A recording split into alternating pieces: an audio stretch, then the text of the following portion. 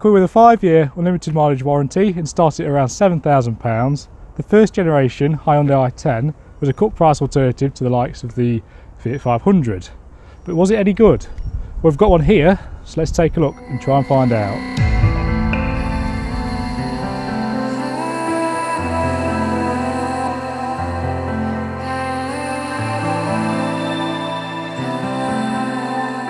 This generation i10 was built between 2008 and 2013. This is a 61 and it was registered in late 2011. That means it's the facelift model. So as with all facelifts, it got a couple of tweaks, and yeah, it looks slightly better than the pre-facelift, but I'm still not a huge fan. It's a bit narrow and a bit tall for my liking, but it is a cheap runabout, so maybe I'm being overly critical. You come down the sides, these cheap plastic door handles give the game away that this is a classic trimline sort of spec car, which means it's the bottom spec. The most surprising thing about that to me was that this doesn't actually have central locking, which in 2011 seems a bit tight on Hyundai's part, but it is what it is. Other things that sort of hint at this being a cheap runabout are the small steel wheels. These did have centre cap things on them, but Nicola kept driving into curbs, so her dad stopped replacing them. Before we take a look at the inside, I thought we'd have a look at the boot. Now, as you might expect, it's not massive, but in theory, it is bigger than some of the key rivals, namely the Toyota Yogo, the Kia Picanto, and the aforementioned Fiat 500. From where I'm standing, as long as you're not planning on putting a settee in here, you've got plenty of space. Nicola's kindly left some boxes and some other stuff in here, so we'll just gloss over that and have a look at the front. With this being the bottom spec i10, you'd be forgiven for expecting it to be as sparse as a Korean prison in here.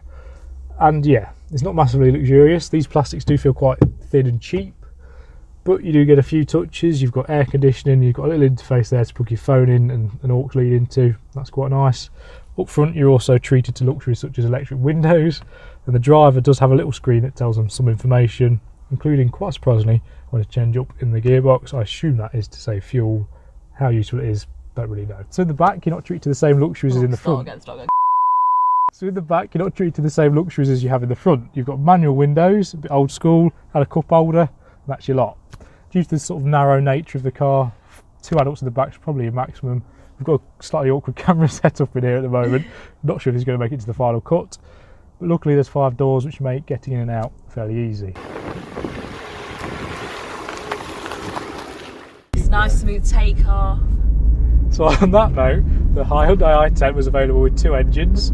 You get a 1 litre 3-cylinder, or as we've got here, a 1.2 litre 4-cylinder.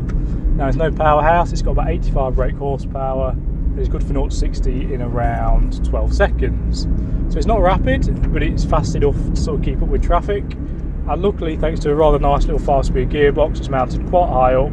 Getting the most out of the engine isn't too much of a task. I know Nicola's a fan of this gearbox. I mean, you can't beat it. Can't beat it, ladies and gents. Thanks for that. Now, handling seems a little bit pointless to comment on the handling, because that's not why you buy these cars. All you need to do is stop, and all you need to do is go around corners. And it does both of those things. Nicola's exercised the brakes a few times whilst I've been in the car, and luckily they've stopped us. Otherwise, we'd be in the back of a Ford Fiesta by now. It's not even lying. Now, whilst we've got Nicola in the car, I thought I'd ask her a few questions. I'm sure she's going to love this. So then, mate, how do you find this car? Do you know what? It gets me from A to B at the end of the day. Yeah. It isn't anything special. It's not the nicest looking car, something fancy, but do you know what? It has never failed me.